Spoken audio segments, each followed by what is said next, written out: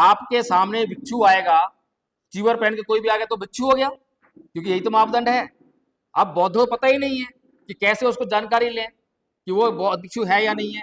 अगर एक बार जो है सरकार ने ये वाला आंदोलन खत्म करके बीटी एक्ट रद्द करके और ये अपने नकली बौद्ध भिक्षुओं को दे दिया जो आरएसएस के बौद्ध भिक्षु हैं, तो उसके बाद आपके आंदोलन का क्या होगा?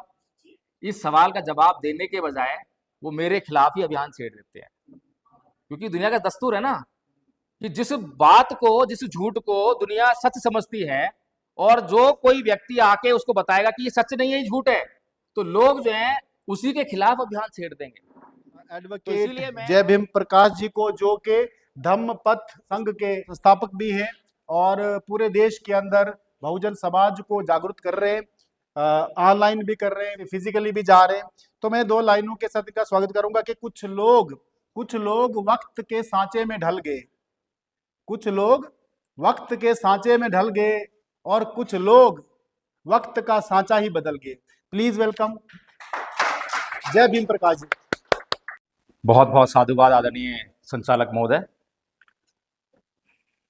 नमो तस्स भगवतो अरहतो सम्मा सम्बुद्धस्स। मैं उन सम्यक संबुद्ध को नमन करता हूँ जिन्होंने अपनी समस्त इंद्रियों पर पूरी तरह नियंत्रण स्थापित करके अपने भीतर के चित्त कलेशों, काम, क्रोध, मोह, लोभ, द्वेष, तृष्णा, ईर्ष्या, राग इत्यादि को अपने चित्त से निकाल बाहर कर अपने चित्त को परिशुद्ध किया। आप सभी उपस्थित लोगों को धरती के स्वर्ग कश्मीर में इतिहास रचने के लिए बहुत बहुत मुबारकबाद, धन्यवाद।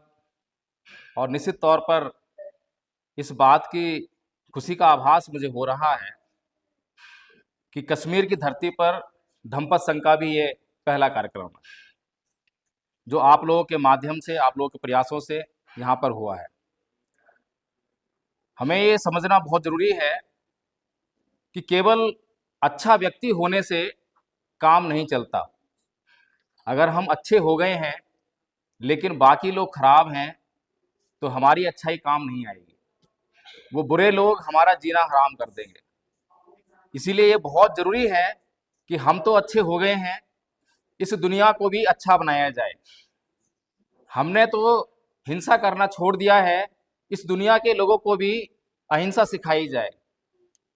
हमने चोरी करना छोड़ दिया है, इस दुनिया के लोगों को भी यही सब सिखाया जाए। इसीलिए परम पूज्य बाबा से डॉक्टर भीमराव अंबेडकर ने जब भारत में धर्म परिवर्तन का अभियान चलाया, धर्म परिवर्तन किया, बौद्ध धर्म को अपनाया, तो उनके साथ में लाखों लोगों ने धर्म परिवर्तन किया।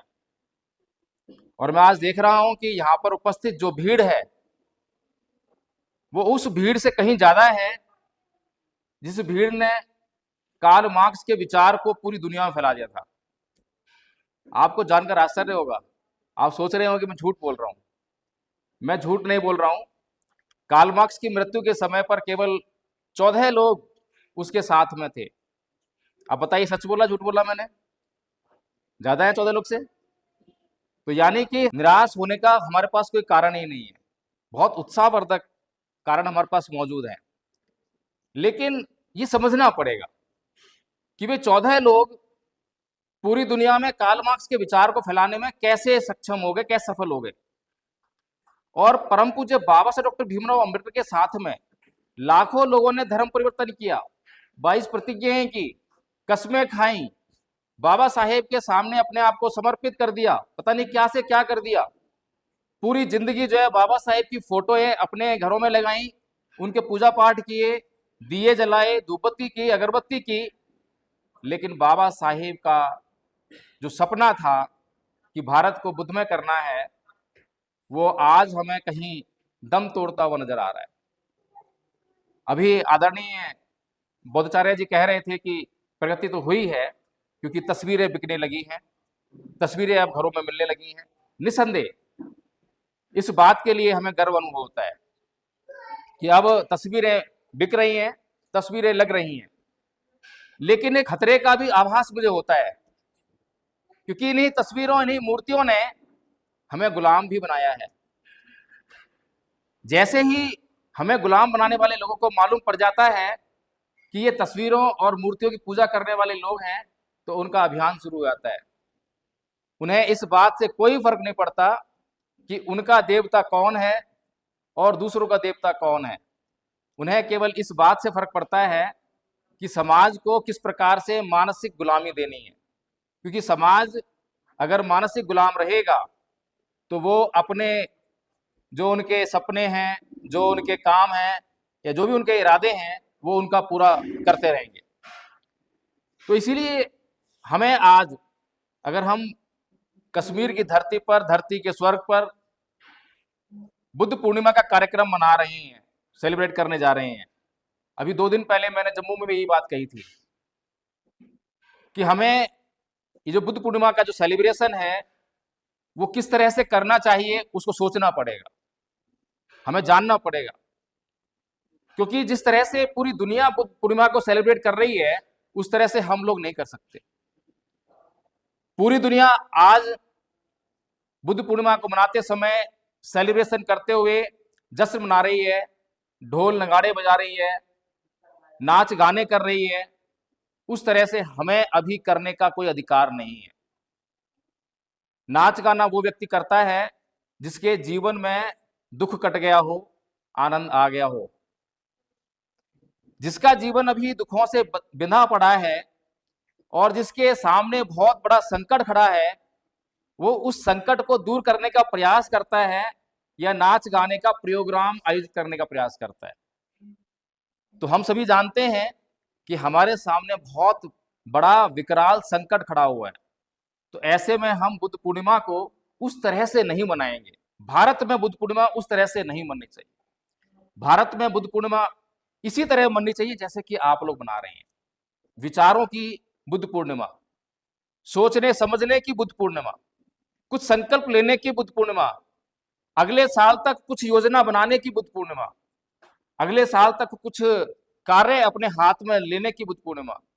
जब हम इस तरह से बुद्ध पूर्णिमा मनाएंगे तो निश्चित तौर पर जो हमारे सामने हमें संकट दिखाई दे रहा है, हम उससे मुक्त होने का भी रास्ता निकाल लेंगे।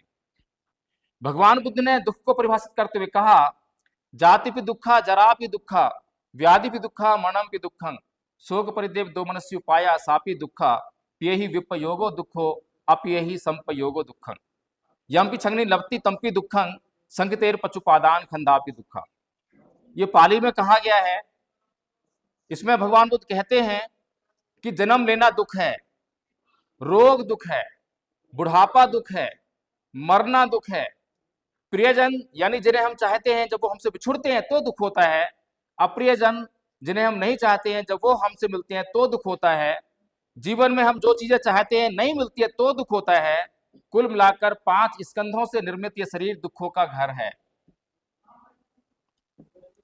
क्या हमने कभी इस बारे में चिंतन मनन किया है कि ये जो हमने जीवन पाया है ये दुख ही दुख है? इसमें कभी सोचा है? कभी नहीं सोचा। क्योंकि हमारा जीवन कैसे चल रहा है, हमारा ही नहीं बल्कि प्रत्येक प्राणी का, मनुष्य के अलावा कुत्ते, बिल्ली, सूअर, सांप, जितने भी जीव हैं, जितने भी जीव आप जानते हैं, सभी का जीवन इस तरह चल रहा है। लेकिन मनुष्य का जीवन भी इस तरह चले तो सोचने लायक बात है, क्योंकि मनुष्य का जीवन मिलना बड़ा मुश्किल है। क्योंकि बुद्ध ने कहा है कि बुद्ध पादो दुलभो लोकस्मिन् पटुलाभावो दुलभो लोकस्मिन्, श्रद्धा भावो दुलभो दुलभो संधा संपत्ति सद्धम सवणं अति दुलभं, सद्धम सवणं अति दुलभं। ये बात जो बुद्ध ने कही है, इसका मतलब ये है कि इस संसार में बुद्धों का उत्पन्न होना बहुत दुर्लभ है, यानी बहुत मुश्किल से बुद्ध उत्पन्न होते हैं। फिर श्रद्धा संपत्ति यानी श्रद्धा का भाव आना, वो बड़ा दुर्लभ है, बड़ा मुश्किल है। प्रवचित होना, घर छोड़ना, ये बड़ा दुर्लभ है। मनुष्य के रूप में उत्पन्न होना, ये बहुत दुर्लभ है। लेकिन सबसे दुर्लभ है सद्धम्म को सुनना। सद्धम्म को सुनना सबसे दुर्लभ है। अगर सद्धम्म को सुन लिया, सद्धम्म को जान लिया, तो आप बुद्ध तक तो पहुंच जाएंगे, बुद्ध बन जाएंगे। बुद्ध नहीं बने तो अपने जीवन के दुखों को काट लेंगे। इसीलिए हमें ये समझना जरूरी है। भगवान बुद्ध धम्मपद में कहते हैं, शुभानुपस्सिंग विहरन्तं इंद्रियेषु असंभुतं भोजनमहि च अमतयु कुशीतं हीन वीर्यं तंगवे पसहति मारो वातो रुखम व दुब्बलन। कि जो लोग शुभ ही शुभ देखते हुए अपना जीवन जीते हैं, हम लोग कैसे जीते हैं कि सब कुछ अच्छा ही अच्छा है, अच्छा ही अच्छा है तो मौज मस्ती है।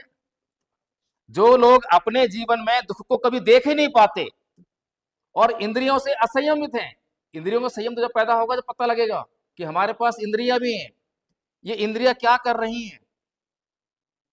फिर कहते हैं कि जो भोजन की मात्रा को नहीं जानते, कितना भोजन खाना है, और बहुत ज्यादा दुर्लभ है। तो इस प्रकार के जो दुर्बल व्यक्ति होते हैं उनको मार उसी तरह से गिरा देती है जिस प्रकार से दुर्बल वृक्ष को एक छोटा सा हवा का झोंका गिरा देता है। ये हमारी जिंदगी चल रही है। तो जैसा जीवन अन्य पशु पक्षी जी रहे हैं, क्योंकि उनके पास तो विवेक नहीं है, लेकिन हम तो मनुष्य रूप में पैदा हुए हैं, और मनुष्य के रूप में पैदा होने के बाद उसके बाद भी अगर पशुओं की तरह जीवन जिए, कैसा जीवन, शुभ ही शुभ देखते हुए, पशुओं को जो कुछ दिखाई देता है उसी तरफ दौड़ पड़ते हैं, जो भी कुछ विषय दिखाई दिया उस तरफ भोगने लगते हैं, दौड़ते हैं भोगने के लिए उसको।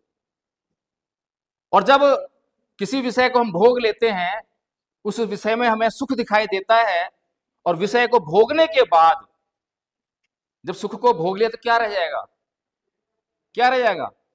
जिंदगी में दो ही अवस्थाएं रहती हैं, या तो सुख की अवस्था होती है या दुख की अवस्था होती है, दोनों तो एक साथ में नहीं आती है। आता है क्या, समझ में आ रहा है? एक बार में या तो आपके पास सुख होगा या एक बार में आपके पास दुख होगा, दोनों एक साथ में नहीं रहती हैं। तो जब आपने अपने जीवन में जो सुख आया उसको भोग लिया, उसको भोगने के बाद फिर क्या रह गया, क्या रह गया, दुख रह गया। ये हमारा लाइफ स्टाइल है। सुप्रीम कोर्ट ने पीछे भी एक जजमेंट में कहा कि Hinduism is a life style, is not a religion. बात तो सही कह रहा है सुप्रीम कोर्ट, लेकिन महानुभाव ये तो बता दीजिए कि what type of life style is Hinduism. भाई किस तरह का लाइफ स्टाइल है, किस तरह की जीवन शैली है, अच्छी है या बुरी है, जीने योग्य है या नहीं जीने योग्य है, अपनाने योग्य है या ना अपनाने योग्य है। अगर इतना काम सुप्रीम कोर्ट कर देती तो शायद इस देश के लोगों का उद्धार हो गया होता। इस देश में हिंदू, मुसलमान, सिख, ईसाई आपस में है, सब भाई भाई। ये हमारे मन की एक डिमांड है, जरूरत है, क्योंकि सभी लोग जो है चाहते हैं कि हम सुख शांति से जिए। ऐसा ना हो कि किसी रात को हम सो रहे हों अपने घर में और 4-5 लोग बंदूक लेके आ जाएं, दरवाजा तोड़ दें और हमें मार डालें। ऐसा कोई नहीं चाहता, चाहे वो हिंदू हो, चाहे वो मुसलमान हो, चाहे वो ईसाई हो। लेकिन ये जो बंदूकधारी हैं ये कौन है, कौन है ये जो ऐसी दहशत जो है पूरी दुनिया में फैला रहे हैं। कोई ना कोई हिंदू है, कोई ना कोई मुसलमान है, कोई ना कोई धर्म को मानने वाला है। और किस लिए वो ये सब कर रहा है? कुछ लोग जो है संपत्ति को लूटने के लिए करते हैं, लेकिन इस देश में, इस दुनिया में संप्रदायों के नाम पे बड़ा युद्ध चल रहा है। हिंदू चाहता है कि सारा देश हिंदू बन जाए, मुसलमान चाहते हैं कि सारा देश मुसलमान बन जाए, सारी दुनिया मुसलमान बन जाए, बौद्ध भी चाहते हैं कि सारा देश बौद्ध बन जाए। ये बन जाए की लड़ाई में जो है लोग मर रहे हैं, लोगों को मार रहे हैं। इसी बात को समझने के लिए बौद्ध धर्म की बहुत जरूरत है। ये कश्मीर जितना सुंदर दिखाई दे रहा है, बहुत सुंदर है, लेकिन इसके भीतर रहने वाले लोग अगर उनके मन को देखें तो क्या वो भी इतने सुंदर हैं? अगर वो भी इतने सुंदर हो जाएं तो ये कश्मीर वास्तव में बहुत सुंदर हो जाए। स्वर्ग क्या चीज है, स्वर्ग की कल्पना किसने की, स्वर्ग को किसने बताया, लेकिन अगर ऐसा हो जाए तो उससे कहीं ज्यादा सुंदर जो है कश्मीर हो जाएगा।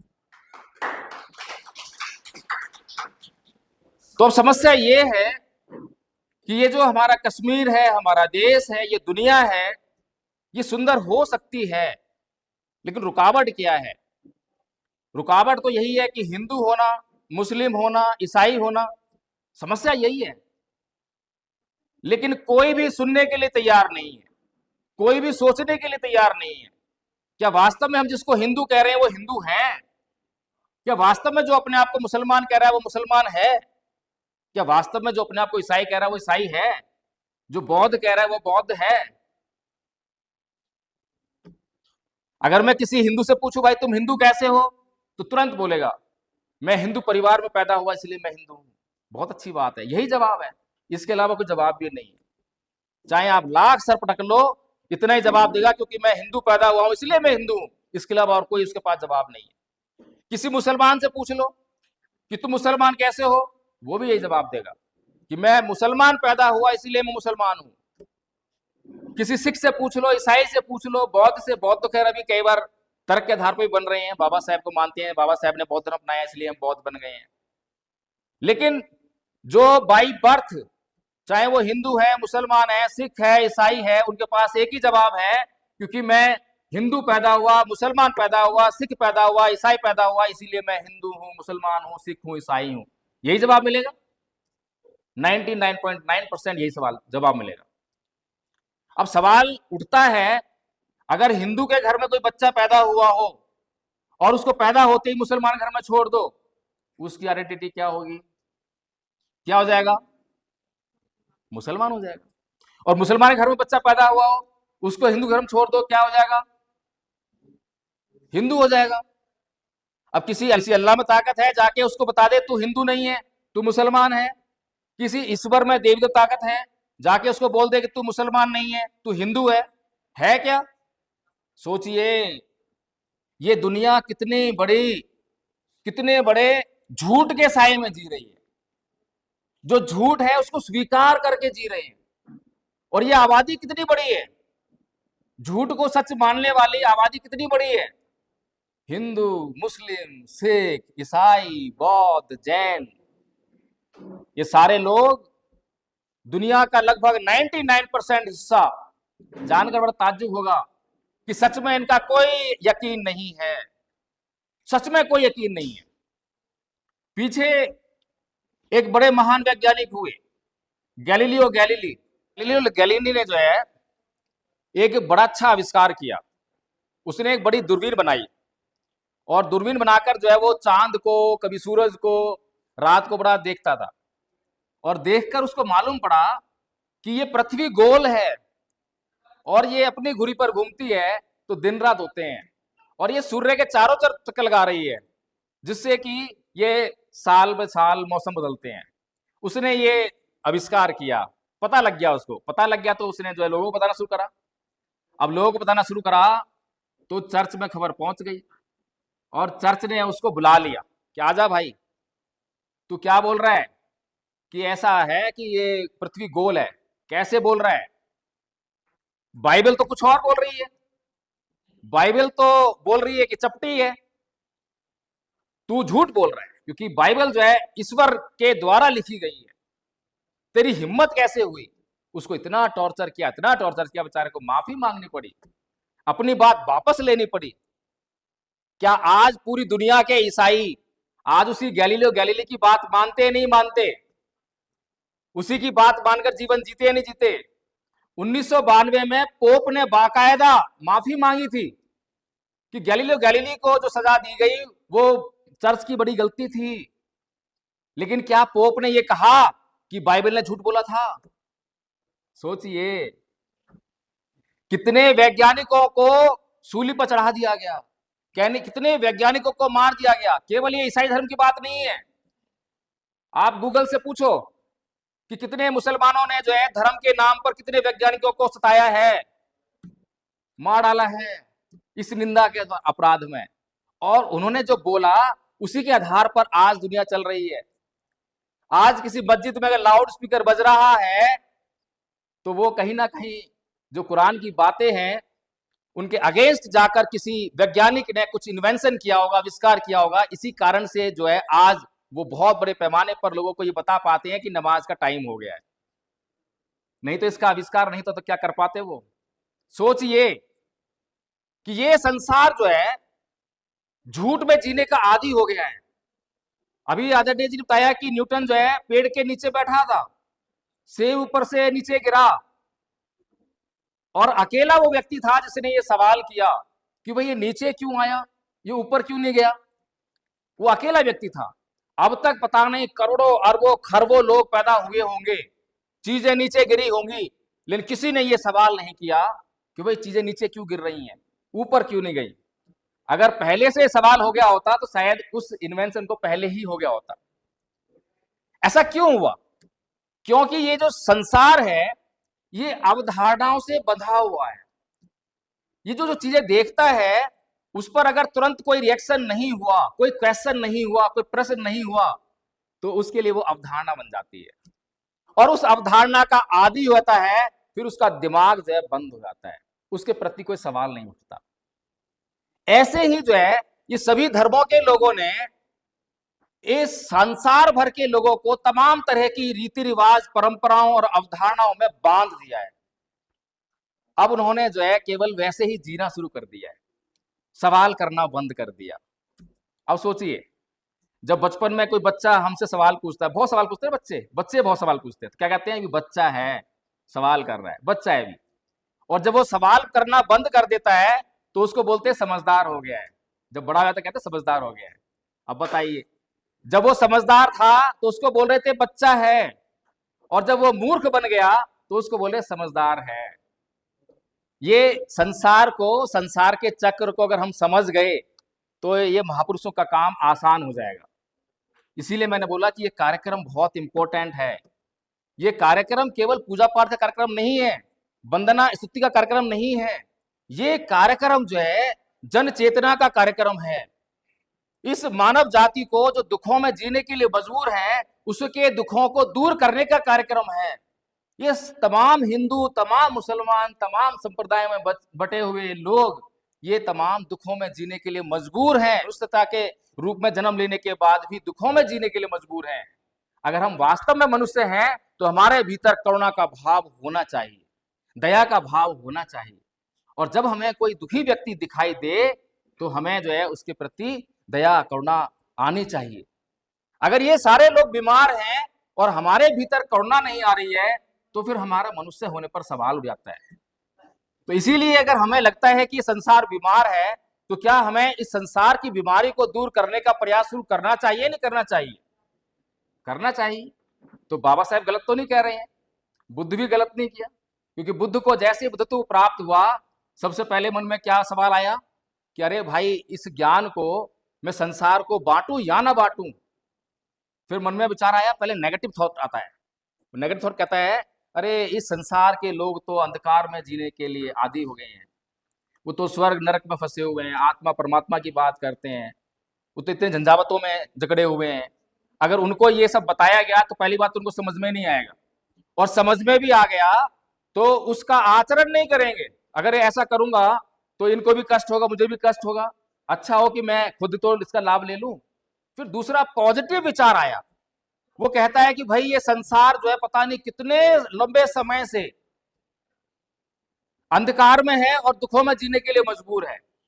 आज जब दुख का अंत करने का मार्ग खोज लिया गया है तो आज ये कर्तव्य बनता है कि संसार को दुखों से मुक्त किया जाए।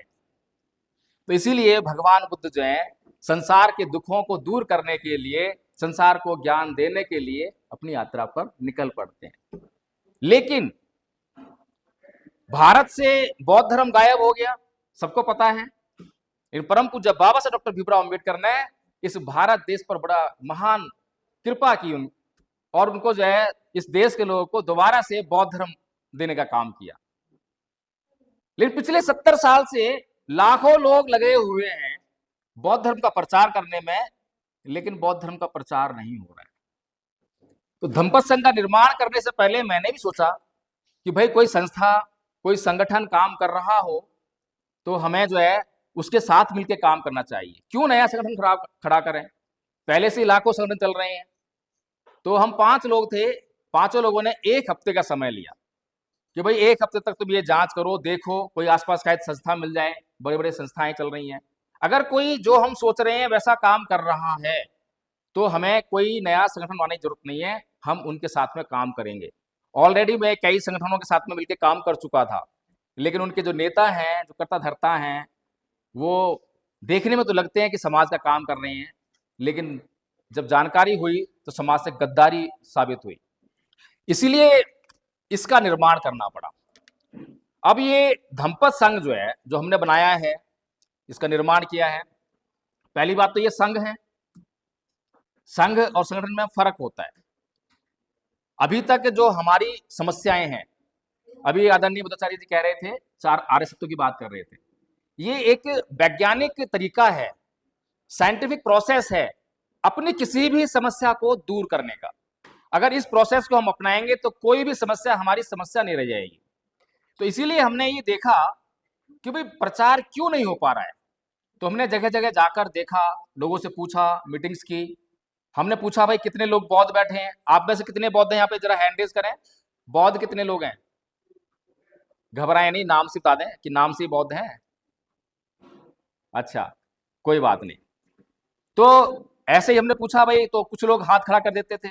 फिर हमने पूछा भाई बताइए बौद्ध धर्म क्या है।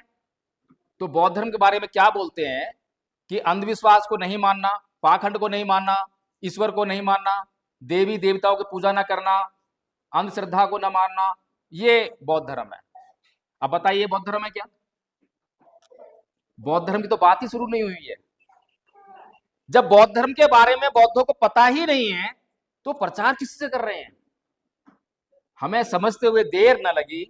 1956 से इन 70 सालों में बाबा साहेब का ये इतना महत्वपूर्ण कार्य है जो कि संसार भर की जरूरत है। सबसे पहले हमें भारत को बौद्ध में करना है, फिर धीरे धीरे पूरे विश्व को बौद्ध में करना है, क्योंकि बुद्ध आज संसार भर की जरूरत है। क्योंकि बुद्ध जो है किसी को हिंदू होने के लिए, किसी को मुसलमान होने के लिए नहीं कहते, किसी को बौद्ध होने के लिए नहीं कहते। अभी आदरणीय बुद्धाचार्य जी ने बहुत अच्छी तरह समझाया था कि धर्म क्या है, उसको अगर हम समझ गए तो ये पूरा संसार जो है सुखी होने वाला है, पूरे संसार का दुख कटने वाला है। भगवान बुद्ध जिस दुख की बात कर रहे हैं उस दुख को हमें समझना बहुत जरूरी है। दुख कहां से उत्पन्न हो रहा है, थोड़ा सा मैं जो आपको उदाहरण देके समझाने का प्रयास करूंगा। शॉर्ट में समझाऊंगा, बाकी आप थोड़ा सा उसको एलिब्रेट कर लेंगे। हम सभी के पास 5 इंद्रियां हैं। 5 इंद्रियां हैं, जानते हैं? नाक, आंख, जीभ, त्वचा, कान, ये इंद्रियां हैं। इन इंद्रियों के अपने अपने विषय हैं। जैसे कि आंख इंद्रिय है, इसका विषय क्या हुआ? देखना तो क्रिया हुई, विज्ञान हुआ। विषय क्या हुआ? दृश्य। ये जो सामने पहाड़ है ये दृश्य है। अगर ये दृश्य ना हो तो मेरी आंखें कुछ नहीं कर सकती। अगर मेरी आंखें ना हो और दृश्य हो तो मेरे ये दृश्य कुछ नहीं कर सकता। जब ये 2 होंगे तब कुछ होगा, और जो कुछ होगा जब इनका विज्ञान लगेगा, क्रिया होगी, तब जो है कुछ होगा। क्या होगा? क्या होगा? वेदना होगी। और वेदना जो है कैसी होगी? सुख वेदना और दुख वेदना, 2 तरह की समझेंगे अभी। या तो अच्छी लगेगी या बुरी लगेगी। अच्छी लगेगी तो क्या करेंगे हम? अगर कोई दृश्य हमने देखा और वो हमें अच्छा लगा तो क्या करेंगे? क्या करते हैं? और देखते हैं। देखने की जरूरत नहीं तब भी देखते हैं, ये राग कहते हैं इसको। ऐसे ही कोई दृश्य हमने देखा, अच्छा नहीं लगा और हमने क्या करा? देखना बंद कर दिया। क्यों कर दिया? क्योंकि द्वेष हो गया, घृणा हो गई, और हमें देखने की जरूरत थी लेकिन फिर भी हमने देखा नहीं। तो अभी मध्यम मार्ग की बात हो रही थी, लेकिन मध्यम मार्ग को हम समझे नहीं कि मध्यम मार्ग क्या है। मध्यम मार्ग को अगर शॉर्ट में समझें कि जो भी आपके जीवन को चलाए रखने की आवश्यकता है उसकी पूर्ति करने को ही मध्यम मार्ग कहते हैं। आपको जितना खाना खाने की आवश्यकता है उतना खाएंगे तो सुखी रहेंगे। आवश्यकता से कम खाया तो दुखी हो जाएंगे, आवश्यकता से अधिक खाया तो दुखी हो जाएंगे। तो ऐसे ही हमने जो है अपनी इंद्रियों का जो है हर वक्त इस्तेमाल कर रहे हैं। अभी ये जो मोबाइल है, इस मोबाइल से हम फोटो खींच रहे हैं, वीडियो बना रही है मैडम जो है, तो ये 1 सेकंड में जो वीडियो बन रही है, 1 सेकंड में लगभग 15 से 18 फोटो खींचता है कैमरा। जब ये वीडियो बनता है, जब हमें दिखाई देता है चलता हुआ, जिसे कहते हैं हम वीडियो। नहीं तो हमें खाली एक खींचेगा तो एक फोटो दिखाई देता है, उसे हम फोटो कहते हैं। अगर एक साथ 18-20 फोटो खींच के चला दिए जाए तो वो वीडियो के रूप में हमें चलता हुआ दिखाई देगा। तो ऐसे ही ये जो मोबाइल है, ये 1 सेकंड में 15 से 18 फोटो खींच रहा है, इसकी अपनी कैपेसिटी है। फिर ये थोड़ी देर बाद जो है एक इसमें मैसेज आएगा, चलाते रहेंगे खींचते रहेंगे, मैसेज आएगा, क्या आएगा कि आउट ऑफ स्टोरेज, अब इसमें जगह नहीं है भाई, इसे अब बंद कर दो, इसे खाली कर लो। अब हमारी आंखें क्या है, वो भी कैमरा है, और वो 1 सेकंड में कितनी फोटो खींचती हैं, 1 सेकंड में कितनी फोटो पहचान लेती हैं। कहीं मैं झूठ तो नहीं बोल रहा आपको, कोई बहका तो नहीं रहा आपको मैं कि मैं झूठ बोल रहा हूँ, गलत बोल रहा हूँ, ये कैमरा नहीं है। चलिए कैमरा है ये बताता हूँ, और स्टोरेज कैसे है। अभी मैं यहाँ पर आया हूँ, अब मैं दिल्ली वापस जाऊंगा, तो दिल्ली वापस जाऊंगा, जैसे ही मुझे डोडा याद आएगा तो क्या होगा, ये सारे सीन याद आएंगे नहीं आएंगे। तो क्यों आ जा रहे हैं, क्योंकि यहाँ पर ये स्टोरेज हो गई है। स्टोरेज जब तो याद आएगा मुझे, जब तो मैं रिमाइंड करूंगा कि वहां पर पहाड़ था, वहां पर नदी थी, वहां पर मकान थे, वहां पर शहर था, स्टोरेज हो रही है। तो ऐसे ही अब 1 सेकंड में हमारी जो ये कैमरा वाली जो आंखें हैं, ये कितने फोटो पहचानती है, कितने खींचती है, 15 से 18 के आसपास इतने फोटो पहचान लेती है। अब 1 सेकंड में 18, 1 मिनट में कितने, 1 घंटे में कितने, 1 दिन में कितने, 1 साल में, 1 जीवन में। अब सोचिए, यहां तो स्टोरेज लिमिटेड है, यहां तो अनलिमिटेड स्टोरेज है, तो क्या हो रहा है हमारे इसमें दिमाग में। तो ये जो स्टोरेज है, अब मैंने एक इंद्रिय की बात करी है हमने, हमारे पास 5 इंद्रियां हैं, छठी इंद्रिय भी है मन। अगर हम उनकी बात करें तो हर पल हर सेकंड में हमारे भीतर कितने संस्कार उत्पन्न हो रहे हैं।